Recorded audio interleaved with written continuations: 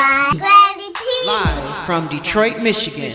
The In My House Techno Music Show, hosted by T. Carlita, where the true stories are told and great music is played. Coming to you straight out of Detroit, the birthplace of techno music.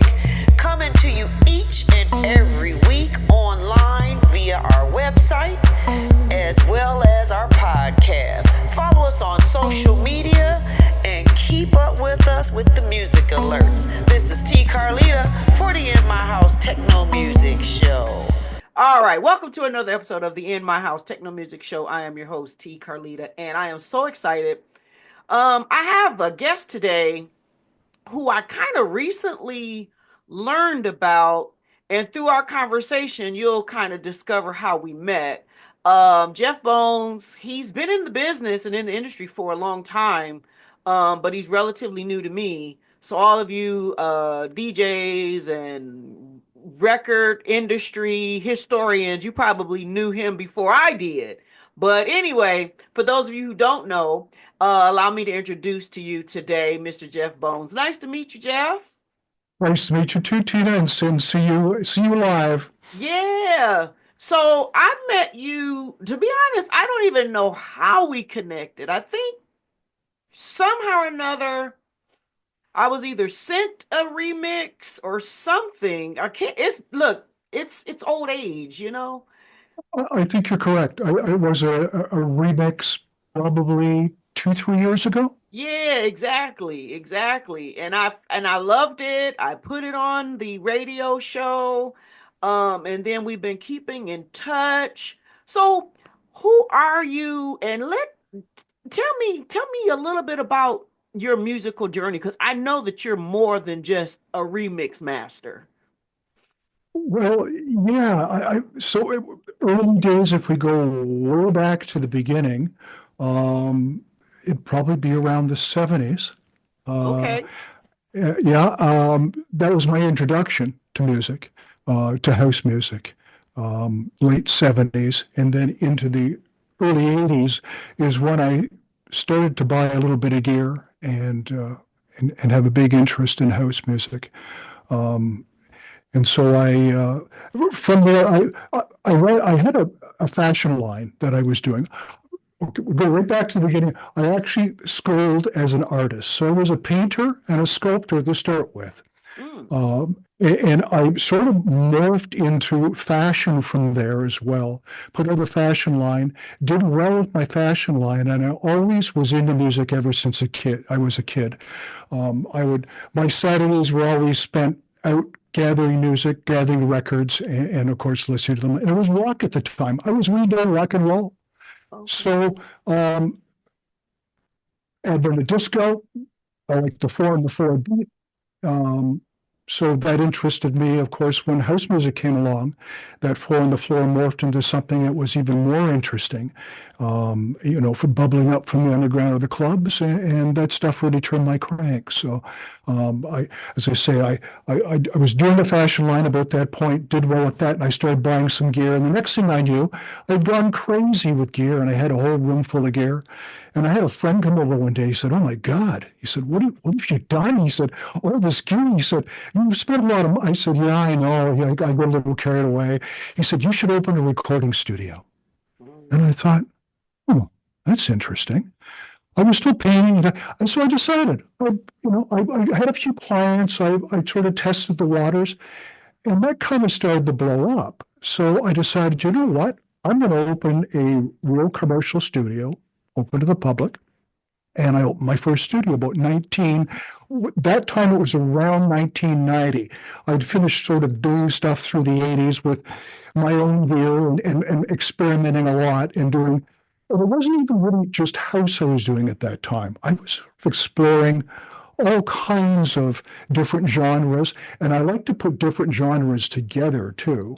So my influence are very wide. So genres don't sometimes make sense to me as a strict genre. I like breaking the rules. I've always been a rule breaker. So that's sort of where I got to the studio phase. And then I ran the studio for 27 years. And I still have it today.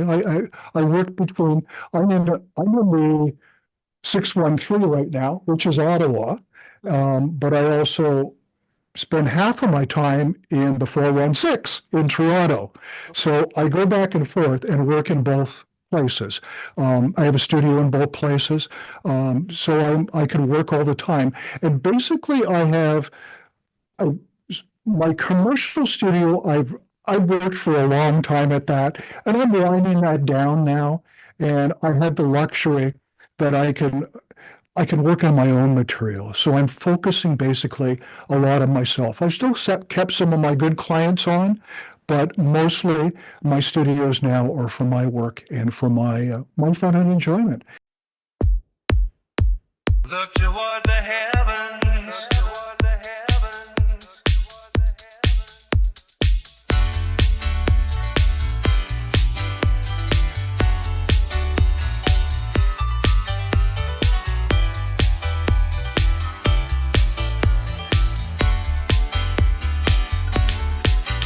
Said I'm scared, Lord, I'm scared, I'm terrified.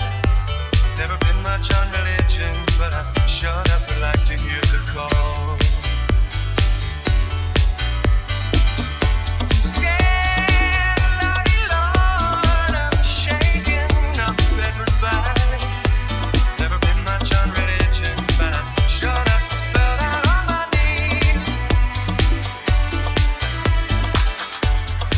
I heard the choir singing something about goodwill taught men, and even the sleeping in heavenly peace.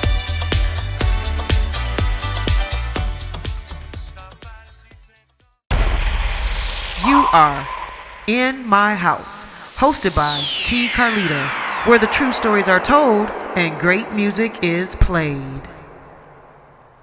Clean up on aisle 5. Clean up on aisle 5. Sounds like my life right now. Just one big mess. What's going on? It's my property taxes. What? I am behind and I am so worried that I'm going to lose my house. I can pay some of it, but I can't pay it all at once. Sorry to interrupt. I'm Eric Sabri, the Wayne County Treasurer.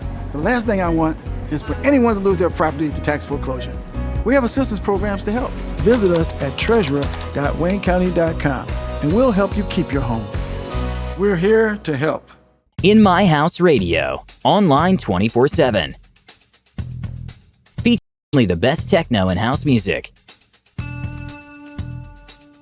And be sure to tune in for Sunday Inspiration, every Sunday from 6 a.m. to 6 p.m. Eastern Standard Time. Get connected, www.inmyhouse65.com.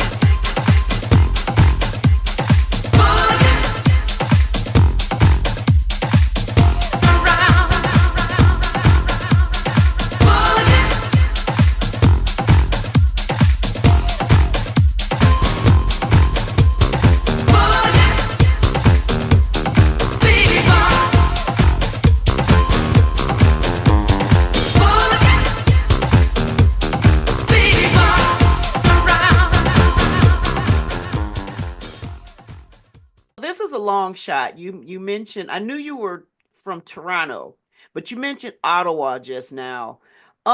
This is a long shot, but there's a guy who has been a guest on my show, and he's very, very well known in the house music community. He actually does some underground radio there. He's an underground guy. He goes by the name of Techno. Are you ever heard of him? think I've heard the name Techno, Okay, Brian. so he's from Ottawa and he has a place in France too. Bunker Bliss is his station, but he does a lot of vinyl collect. I gotta connect you guys because he's right Cool. there in your backyard. But Very cool. so let's talk about um the remix. So how did you start doing remixes? Because you do some real cool stuff with Thank you. mainstream music. So how did that happen for you? That happened for me when I thought it would be interesting to reintroduce the remix. As you probably know, I don't remix a lot of current day material. Or when I have, when artists come to me and want their stuff remixed. But by my choice for what I'm going to remix at this point in time, I'm also working on original material, but the stuff I'm releasing is remix material at this point and have been for a while. But I wanted to find older material. But I like I like music that has real substance to it, and I find a lot of the older material has got a lot more substance. It's when stuff was classic, stuff will last for a duration of time, whereas a lot of the music today, I find it almost flavor of the week, flavor of the month. It's a little bit throwaway. And what is going to be classic these days? I mean, if you look at anything that happened after the 80s, what's really classic? I mean, Madonna, Lady Gaga might be like it's not like the early days of the 70s, 80s of that point in time of music when I think that all of the best music came out of those eras. I might be dating myself, but that's okay because that's when the good music was. And it was played by real players, it was real musicians. They didn't go into a studio and program all the drums and program. Everything was real players. It was live. It was interactive, and it had soul. It had depth. It had real meaning, well-written lyrics, really well-played instruments. So I tend to go back to those eras more the 70s, only because the 80s, I think the 80s were great, but there was kind of a cutoff point in the 80s where it kind of made a little bit of a parody of itself. But anything from 70s all the way through up to early 80s is really game for me for remixing. Mhm. And what I look for in remixing a track, something that'll appeal to me, first of all, is something I love, because I don't think you can do a good job at anything in life unless you love it. Right. That's where the passion comes from. Right. And secondly, would be definitely hasn't been remixed 1,000 times. And a lot of stuff has from that era. So I pride myself on finding stuff that hasn't been. And that's a real chore of finding, number one, something you really love and have a connection with, and then something that hasn't been remixed to death. Because that's all we don't need in some areas. I mean, when there's 500 remixes of a track, what's another remix going to do? Unless it's going to blow them all out of the water. Right. And at that point, you've heard that track so many times because of DJing. When I've heard something, excuse me, when I've heard something remixed that many times, it starts to wear maybe a little thin, and you maybe don't have as much passion to giving that another flip on its head and Right. taking it for a ride.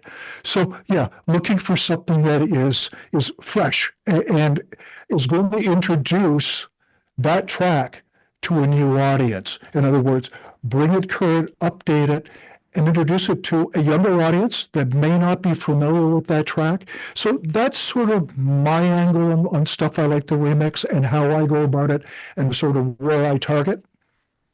So let's talk about the art of remixing.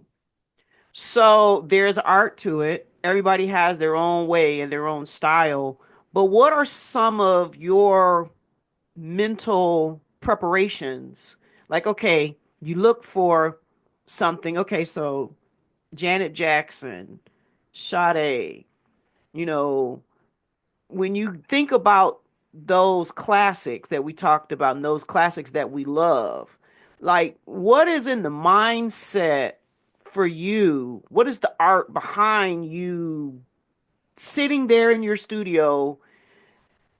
Like, how do you do it to make it sound reinvented but not losing? What I like about your remixes, they're reinvented but you don't lose the aesthetic of the record. Right, right. That's a little bit of a balancing act. It's finding the sounds that a lot of remixes I do.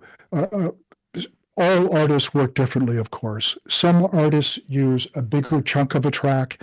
In other words, they might use the bass line. They may even use some of the drums.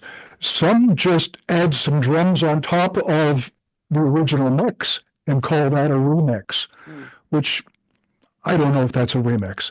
Right. For me, a remix would be considered taking everything out. In other words, you take the vocal. And that's all you take. You rewrite the bass line so it fits the groove of whatever you're doing, whatever the sensibility of the track you're making. So the last track I did take more than just the vocal. The last track I actually took a lot of the piano because it was a great piano. So it's not always the case, but in most of the remixes I've done, I use the vocal, and that is it. Now, which track was that you used the piano out of? Just so people know. This one, the Burton Cummings. The which one? The Burton Cummings. Okay, all right. Yeah, I'm scared. Okay. But Just so that the listeners know, what is he talking about? The last one. What is it? Yeah. Okay. The last one was I'm Scared, Burton Cummings. All right. So yeah, that I used the piano on. That wasn't just the vocal, but all my previous remixes were just the vocal. Everything else was written. So the drums were programmed. The bass was either played or programmed on all other remixes. So I do play instrumentation as well. So I'll play guitar, I'll play bass, keyboards, of course, or I'll program one or the other, whatever feel I want to have that track have.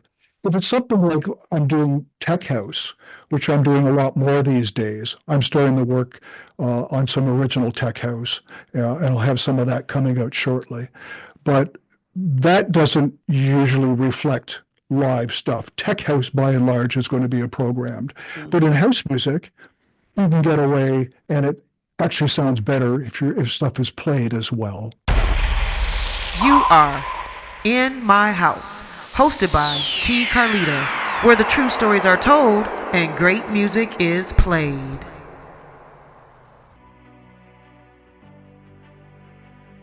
Hi, I'm Eric Sabri, your Wayne County Treasurer. Are you living in the home of a deceased family member and you're facing property tax foreclosure, or maybe you know someone who's in the same situation? The probate process may be helpful to you. If you file a probate petition and notify our office, the foreclosure proceedings will be halted during the probate process. We have several nonprofit partners who have free attorneys who can assist you. Contact our office, 313-224-5990, or email us at taxinfo@waynecounty.com. Don't lose your family property. Some of these properties have been in the family for 4 or 5 generations. Contact us now. We're here to help.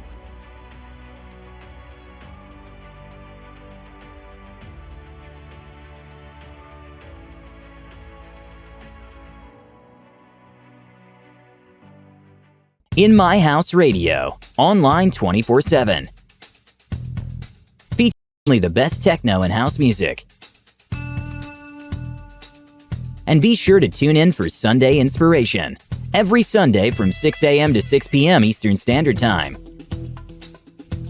Get connected, www.inmyhouse65.com.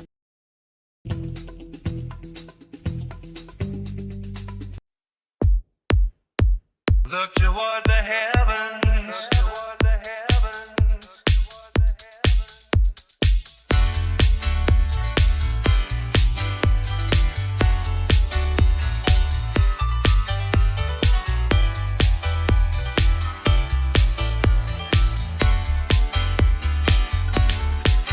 Said I'm scared, Lord, I'm scared, I'm terrified.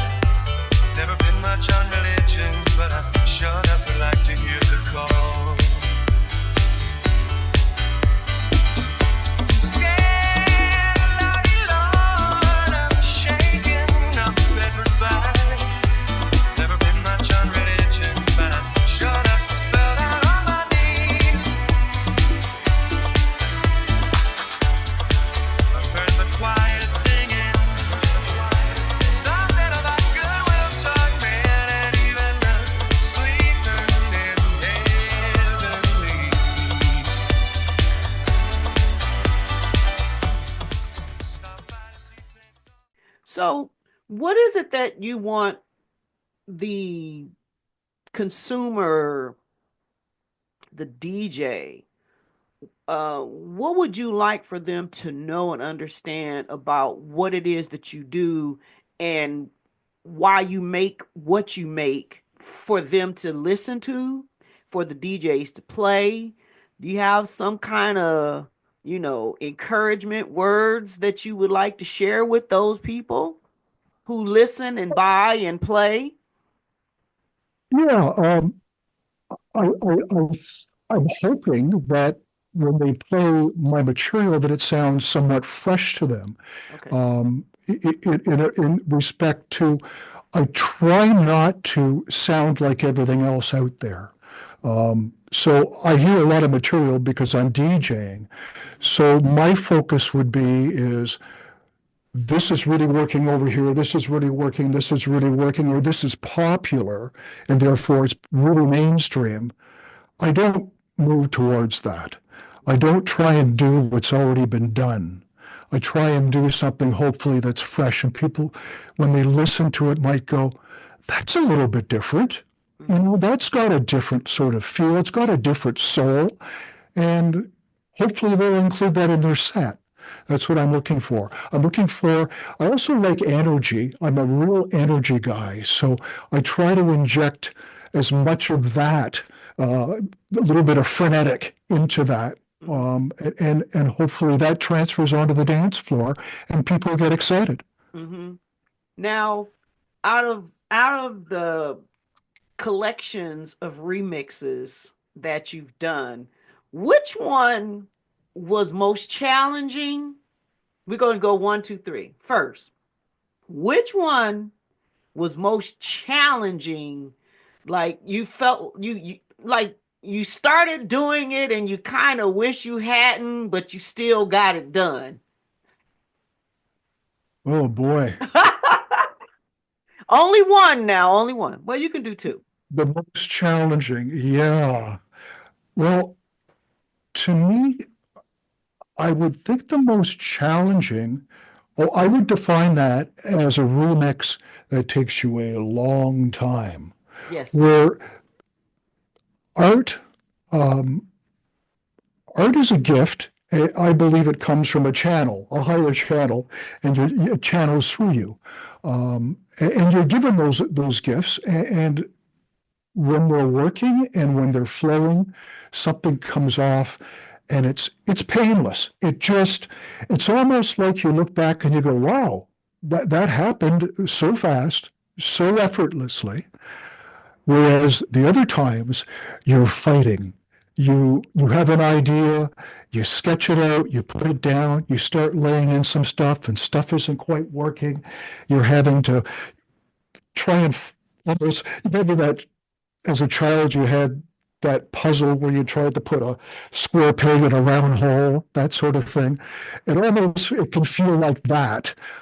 So You want me to name a track that happened? Yes. Give us one that you just, so that way when they hear it, see what I want people to understand when they hear these remixes and when they hear this music, you know, Actually, understanding the history behind it, because we want people to not take the remix for granted, because people just feel like, oh, it's a remix, whatever.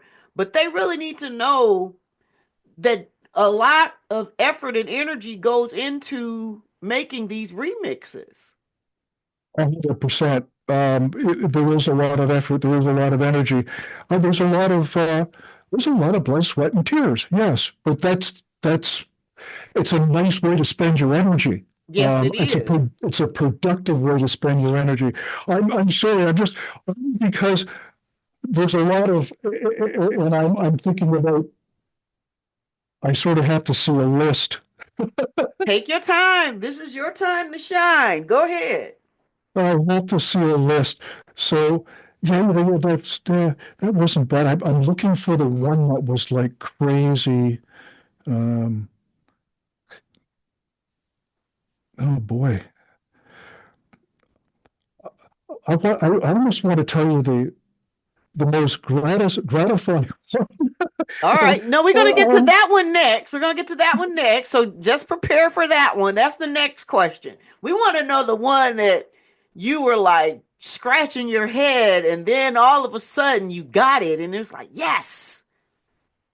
I think it'd have to be a really, really early mix, Okay. and it probably wouldn't be a Jeff Bone track. It was still me, but Okay. I was going under a different name at that time. Okay. I fight less these days because as you move along,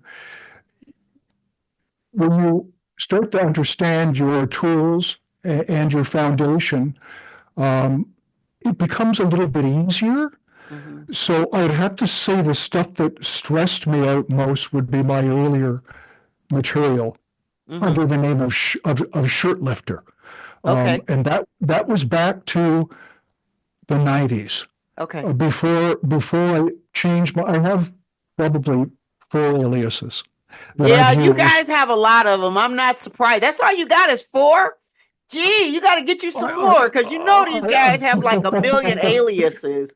I may have a few more back there somewhere that I've Right. forgotten about. But depending upon the style of music, Okay. Shirt Lifter wasn't quite so housey.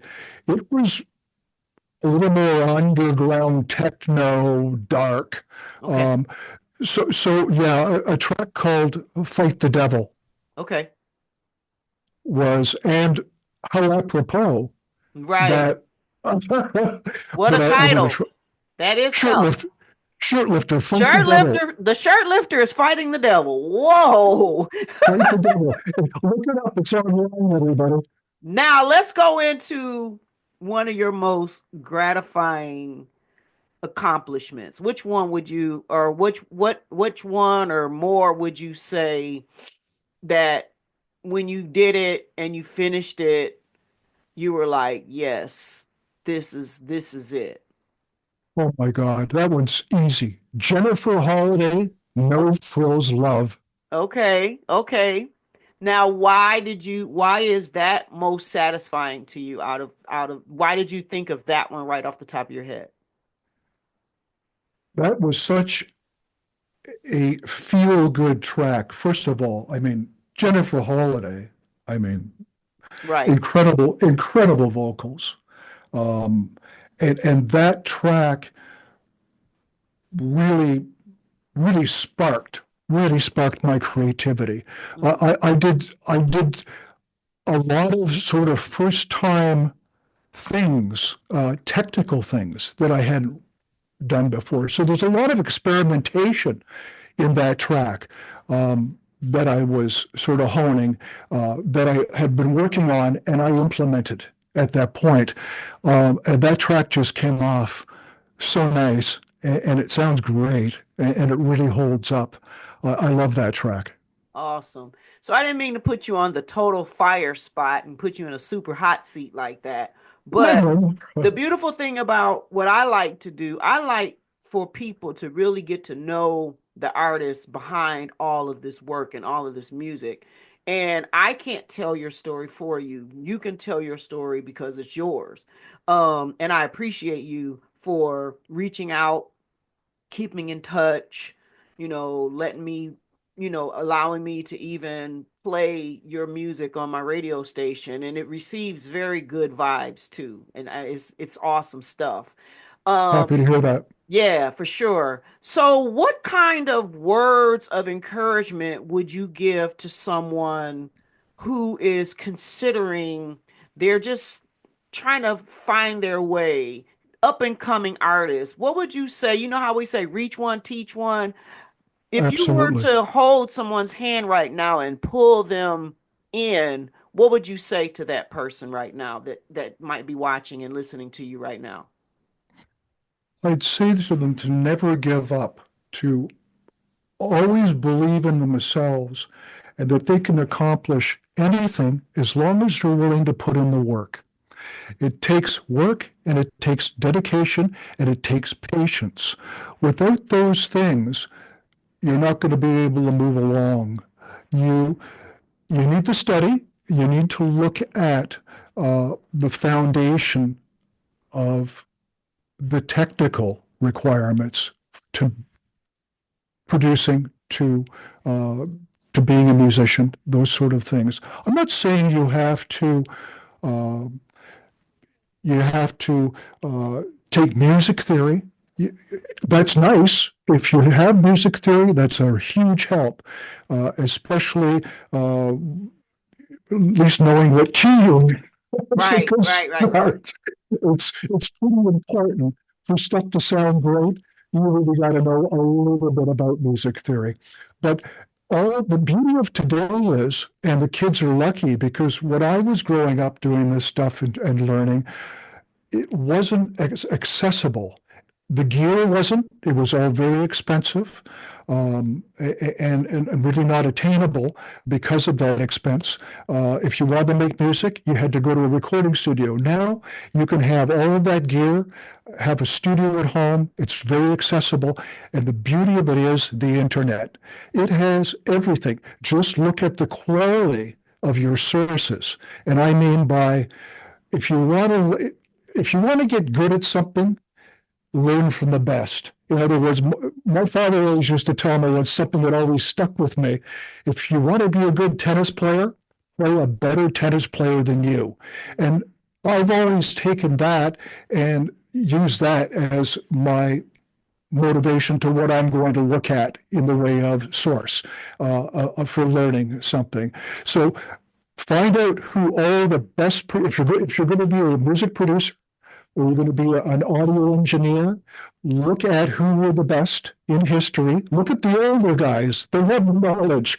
A lot of the newer ones do too, but look at the older guys. They have a lot of knowledge. They've been doing this a long time. Look at what they're doing and see how you can adapt those things into your workflow and what you're doing. And that's probably one of the best pieces of advice I'd give anybody is just look at what the best have done and try and implement those things. Even if you don't do it exactly the same way, at least understand what they did and then make it work for you. Nice. So how can people reach you, and how do people reach you for remix work? How do people reach you for, just for information? Where can they find you? What's the best way? This way is off my sites. They can send me email from there. I'm on Facebook, SoundCloud, Mixcloud, X. I'm on all the social networks. All they have to do is type in Jeff Bell, or you can use an email address, which is my studio email address, and that's JL Studios, that's with an S, recording, it's long, at gmail.com. So that's JL Studios recording at gmail.com. Awesome. And it's going to be right there on the screen. So that way it'll be easy to find. All Thanks, right. Tina. Well, Jeff, I appreciate you. Thank you so much for spending a Oh, couple of minutes with me. my pleasure. And Thank you for having me. yes, it's been nice. I couldn't wait to meet you, and I really appreciate your voice when you did your tag. When I think that was a few years ago when you sent me the first vocal tag with your I said, this guy sounds like, have you ever done radio? You have such a radio voice. It's so amazing. Oh, Your voice is nice. thank you. Yeah, appreciate you very much. All right, so are there any final words? Anything you'd like to say before we get back to our day? Oh, I think that pretty well does it for me. It was a real pleasure to meet you. I'm very happy to finally put a face to the voice, and as well as the emails. It's always nice to do that. Awesome. And I love what you do as well. And keep at it. And I know there's lots of people who listen to your show. Yeah, appreciate that. So if you're ever in Detroit, let me know. We can hang out. That'd be cool. All righty. Thanks a lot again. Listen, guys, Jeff Bone, Google him, look him up. He is a very awesome, amazing producer. And you can see he's just a really cool, down-to-earth kind of guy. My kind of people. So until next time, this is us, and we're out. You are In My House, hosted by T. Carlita, where the true stories are told and great music is played.